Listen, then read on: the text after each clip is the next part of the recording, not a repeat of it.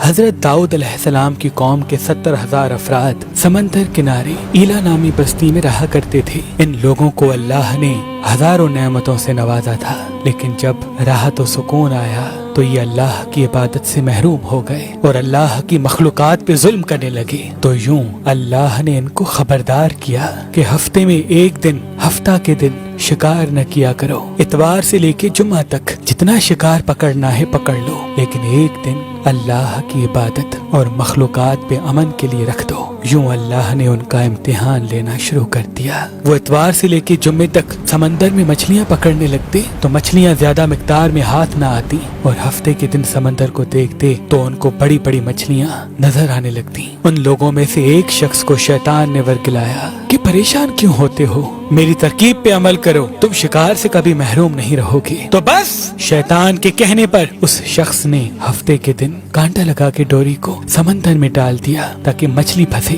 اور شیطان نے کہا اس مچھلی کو تم اتوار کے دن نکالنا، اور یوں ہفتے کی حرمت بھی باقی رہے گی اور تمہارا شکار بھی ہو جائے گا۔ بس شیطان کی بتائی ہوئی ترکیب پہ ہفتے کے دن مچھلی پھنسی رہی اور وہ اتوار کے دن نکالتا اور خوشی سے کھاتا۔ جب آس پاس کے لوگوں نے پوچھا تو ان کو بھی یہ ترکیب بتانے لگا، اور یوں اس قوم کے کچھ لوگ ہفتے کے دن مچھلی پکڑنے کے لیے جال پھینکتے اور اتوار کے دن نکالتے، اور کچھ نے تو اس سمندر میں سے نالیاں بنا کے چھوٹے چھوٹے تالاب بنا دیے، کھڈے بنا دیے، تاکہ ہفتے کے دن جیسے ہی مچھلیاں یہاں سے گزریں تو ان تالاب میں پھنس جائیں اور ہم اتوار کو ان مچھلیوں کو نکال کے پکا کے کھائیں گے۔ اس گاؤں میں کچھ اللہ کے خاص بندے بھی موجود تھے جو کہنے لگے، اے لوگو، اللہ نے ہفتے کے دن شکار کرنے سے منع کی ہے۔ یہ جو تم جال پھینکتے ہو یا چھوٹے چھوٹے تالاب بناتے ہو، ان میں ہفتے کے دن اگر مچھلی پھنستی ہے تو یہ شکار ہفتے کے دن کا ہوگا۔ اللہ کے عذاب سے ڈرو، اللہ کی نافرمانی نہ کرو۔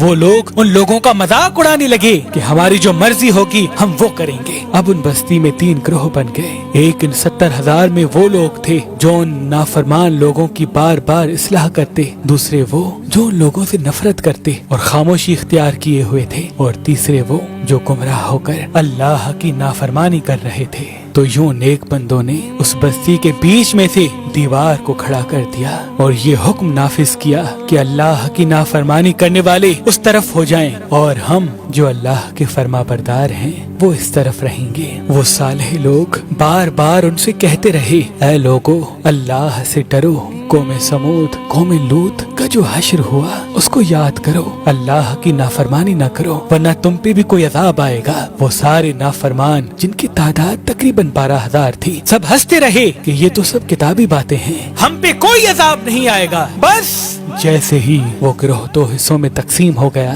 ایک وہ جو اللہ کے فرما بردار بندے دیوار کے اس طرف تھے، اور دوسرے وہ جو نافرمان بندے جو دیوار کے اس طرف تھے۔ وہ نافرمان پوری رات ہنستے رہے، مذاق اڑاتے رہے، اور وہ اللہ کے خاص بندے دیوار کے اس طرف اللہ سے معافی مانگنے لگے۔ بس جیسے ہی صبح ہوئی، وہ نیک صالح انسان اٹھے، انہوں نے محسوس کیا کہ دیوار کے اس طرف سے کسی انسان کی آواز نہیں آ رہی۔ جیسے ہی دیوار کی اس طرف چڑھ کے دیکھنے لگے کہ سارے کے سارے وہ لوگ بندر کی شکل میں تبدیل ہو چکے تھے اور بندروں کی حرکت کو انجام دے رہے تھے۔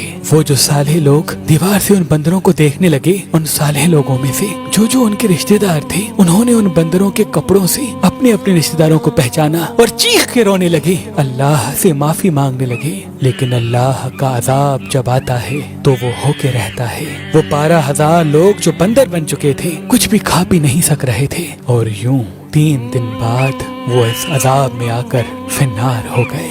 بے شک اللہ ان بندوں کو پسند نہیں کرتا جو اللہ کی نافرمانی کرتے ہیں۔ اے اللہ، ہم سب کو اپنا فرما بردار بندہ بنا، ہم کو ویسا بنا جیسا تو ہمیں دیکھنا چاہتا ہے، آمین ثم آمین۔ اگر آپ شادی کرنا چاہتے ہیں لیکن آپ کو اچھا رشتہ نہیں ملتا، اللہ کے کرم سے ہمارے پاس پاکستان سے باہر اور پاکستان میں بھی مختلف مسلک اور مذہب کے رشتے موجود ہیں۔ تو ابھی ہماری ویب سائٹ مہربان.com پہ آئیں، شادی کا فارم فل کریں اور اپنے لیے ایک اچھا رشتہ حاصل کریں۔ آپ اپنے لیے ایک اچھا رشتہ ہماری اپلیکیشن مہربان علی جو گوگل پلے اسٹور اور آئی فون ایپ اسٹور پہ موجود ہے ان سے بھی حاصل کر سکتے ہیں۔ مزید معلومات کے لیے ہمارے نمبر پہ کال کریں۔ اللہ آپ کو سلامت رکھے۔